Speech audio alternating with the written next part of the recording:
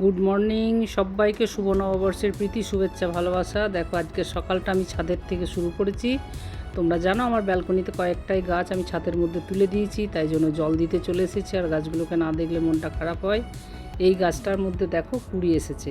আজকে পয়লা বৈশাখের দিনে যদি ফুলটা ফুটে যেত তাহলে মনটা আরও খুশি হতো। যাই হোক, কুড়িটা তো অনেকটাই বড় হয়েছে, সেই জন্য আরও ভালো লাগছে। আর এই ছাদের থেকে যে আমার পাশের বাড়ির ছাদটা দেখালাম, যাদের একটা ছাদ বাগান আছে, সেটা একটু দেখিয়ে দিলাম আজকে। দেখো শীতকালে তোমরা এই বাগানটা দেখেছো, কত গাছ ছিল বলো, হরেক রকমের ফুলের গাছ ছিল। আর এই সকালবেলা একদম ঘড়ির কাঁটায় 6টা বাজে, পাখিরা উড়ে উড়ে যাচ্ছে। মন্দিরটা দেখিয়ে দিলাম, চোখ মন্দির। সবাই প্রণাম করে নাও, আজকে পয়লা বৈশাখের দিন বলি। সবাই যেন সুস্থ থাকে, ভালো থাকে, আনন্দে থাকে, সারাটা বছর যেন সবার খুব খুশিতে দিন যাপন করতে পারে, এটাই আমি বলবো। আর এই যে ফুল গাছগুলি কত ভালো লাগছে দেখতে, তাই না? মন ভরে যায়, ফুল দেখলেই মনে একটা খুশি আসে। যাই হোক, সকালটা শুরু করলাম। এই যে দেখো, আমি সকাল সকাল আমি ছাদের থেকে নিচে নেমে এসে আগে ঘরটা ঝাড় দিয়ে নিচ্ছি। ঝাড় দিয়ে নিয়ে রান্না করব। কয়েকটাই তরকারি আমি আগেই কেটে নিয়েছি। আজকে আমি অনেক আগে উঠে গেছি সকাল সকালে, তাই জন্য ঝাড়ু দিয়েই আমার দিন সকাল শুরু হয়ে গেল। কারণ আমাদের বাঙালি প্রথায় আছেই যে সকালে একটু ঝাড়ু দিতেই হয়, কাজের মেয়ে যখনই আসুক না কেন, কিন্তু দিতেই হবে এটা। আর এই যে আমার দেখো চা হয়ে গেছে, 3 জনের 3 কাপ চা। আমি তো জানো মধু দিয়ে সকালে চাটা খাই। আর এই যে কাঠবাদাম আছে ভেজানো রাত্রের থেকে, সেটাও খাবো। তো যাই হোক, এই হলো সকাল শুরু। আর এইদিকে দেখো কয়েকটাই সবজি কেটে রেখেছি। দেখো মঙ্গলবার নিরামিষ খায় আমার ছেলে, তাই জন্য আলু ভাজা, পটল ভাজা, একটু পটল কেটে রেখেছি, পটল আলুর তরকারি করব। মুগের ডাল দেখো বের করে রেখেছি। আজকের মেনুতে কি হবে নিঃসন্দেহে আমি সেটা দেখাবো। রান্নাটা হয়তো করে দেখাতে পারবো না, কেননা একা হাতে ভিডিও তুলতে ভীষণই কষ্ট হয়। তো দেখো রান্না বসিয়ে দিয়ে আমি ব্যালকনিতে চলে এসেছি। ব্যালকনির গাছগুলো একটু তোমাদের পরিদর্শন করিয়ে দিই আজকের দিনে। আজকে জানো একটা শুভ দিন, তাই এই গাছগুলো দেখেও শুভ হবে। আমি গত 2 দিন আগে এই জায়গাগুলি সমস্ত পরিষ্কার করেছি। আর এই যে আমার এত সুন্দর ঝাঁক, যে পুদিনার গাছটা নষ্ট হয়ে গেল, খুব মনটা খারাপ করে। আর এই গাছটা দেখো কত সুন্দর ফুল ধরেছে, তাই না? আর লঙ্কাগুলি দেখো সব পেকে গেছে, সব লাল লাল লঙ্কা হয়ে গেছে। কী যে ভালো লাগে, সত্যি কথাই বলছি। নিজের হাতে লাগানো গাছগুলো যখন দেখি না, মন একদম খুশিতে ভরে যায়। আর আমার মনে হয় সব গাছগুলো তুলে নিয়ে আসি, কিন্তু আমার তো সেইভাবে জায়গা নেই। তো দেখো আমার তো রান্না হয়ে গেছে। এখন ঘড়ি কাটায় 8:30 পৌনে 9টা বেজে গেল। ছেলেকে খেতে দিয়ে দিয়েছি। পটল ভাজা করেছি, আলু ভাজা করেছি, একটু পটল আলুর তরকারি করেছি, আলু পোস্ত, মুগের ডাল, আর একটু করেছি পানির পাতুরি। তো দেখো ছেলে খেতে বসে গেছে খুশি খুশি।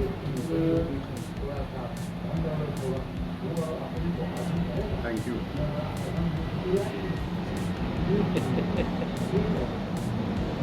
ঠিক আছে।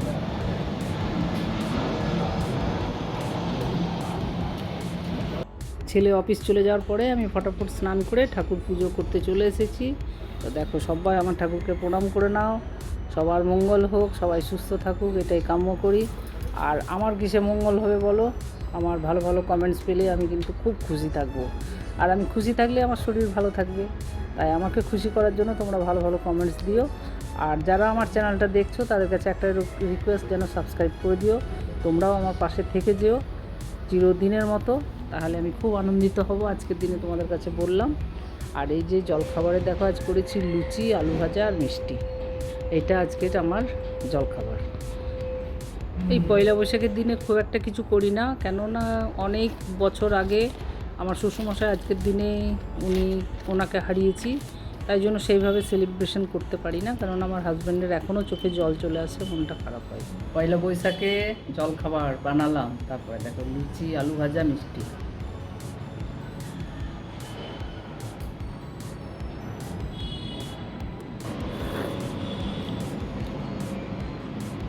চাটা না হলে তৃপ্তি পাই না।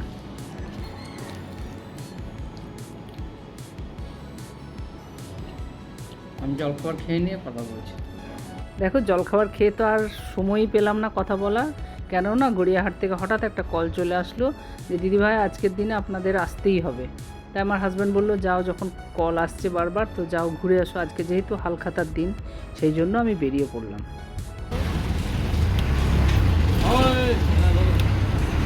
যাবে কসবা, বালিগঞ্জ, গড়িয়াহাট। ডুবে কসবা বালিগঞ্জ গড়িয়া রাজবিহারে গড়িয়াহাট বালিগঞ্জ রাজবিহারে বসে যাও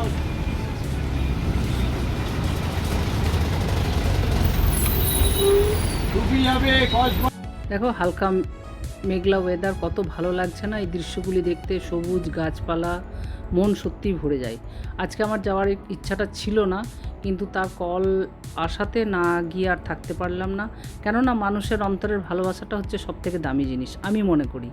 তাই তারা ভালোবেসে যে একটা কল করেছে, আমার হাজব্যান্ড বলল না যাও, তাই জন্য আমি আর কোনো ভিডিও না নিতে পেরে আমি চটপট রেডি হয়ে বেরিয়ে গেছি গড়িয়াহাটের উদ্দেশ্যে।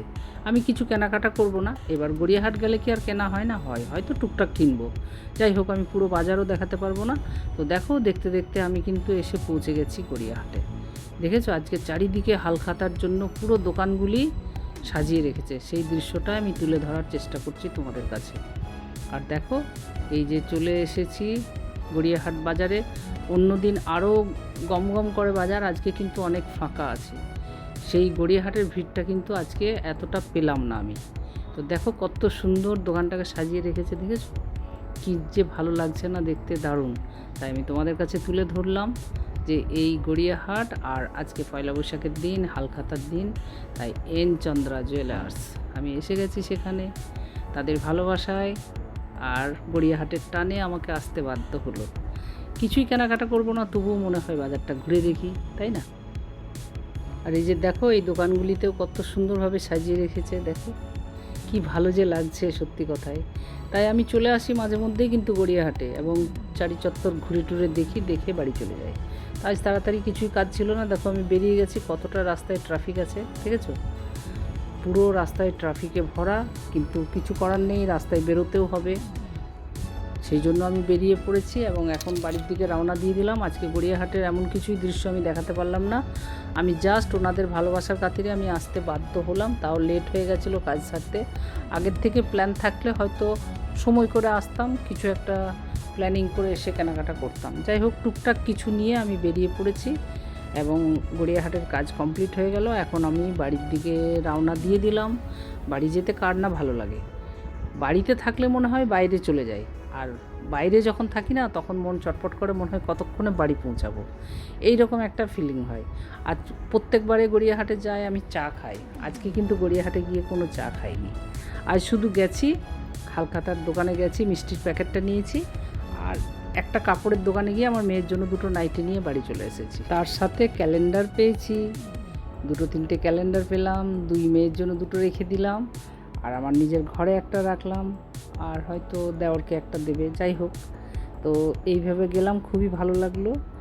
আর তোমাদের কেমন লেগেছে এই ছোট্ট ব্লগটি, শুধু যাওয়া আর আসা? তোমরা কিন্তু কমেন্টসে লিখো, তোমাদের ভালোবাসা পেতে ভীষণ ইচ্ছা করে।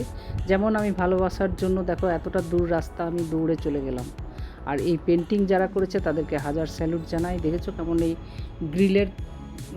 গ্রিলের মধ্যে পেন্টিংগুলো করেছে, ঠিক মনে হচ্ছে যেন সত্যি কথায় কোনো স্ট্যাচু বানানো আছে। তাই তাদেরকে হাজার হাজার স্যালুট জানালাম। এই রকম শিল্পী আমাদের কত যে ঘরের কোনায় কোনায় লুকিয়ে আছে, তাদেরকে বের করে আনাটা সত্যি খুবই উচিত।